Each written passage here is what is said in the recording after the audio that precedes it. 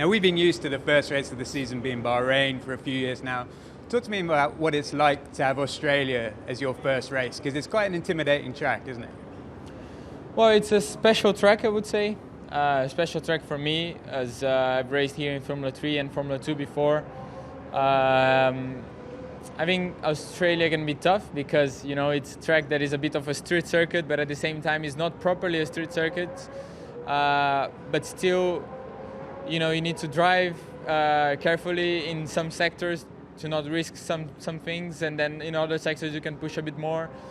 So that would be interesting for my first event in F1, and especially looking at the weather forecast. Maybe it's going to rain on Sunday, so I'm looking forward to that. Actually, it's going to be interesting.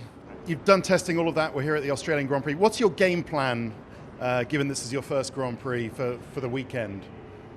Game plan: enjoy the weekend, and you know, take step by step. FP1, get used to the track with this type of car, much faster. There's some changes around the track, I think, in T6. So, you know, understanding these changes, adapting, and getting up to pace, and having a good weekend. You know, not doing any mistake that, you know, mistakes can happen, but they can be avoided as well. So I would like to just build up during the weekend and do the best I can. Nico's your team colleague. Are you ready to fight that number one also? What are your goals for the season?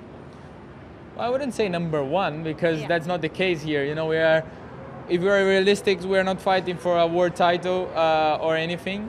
We are more focused on putting the team in the right path and in the right direction to progress and grow.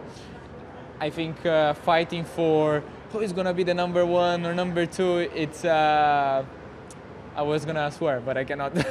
So it's not the right thing to do, because we need to work together as a team and not against each other. And I think we're doing this very well during this winter, and we are growing together. We are learning. I would say I'm learning from him at least, and has been very good so far.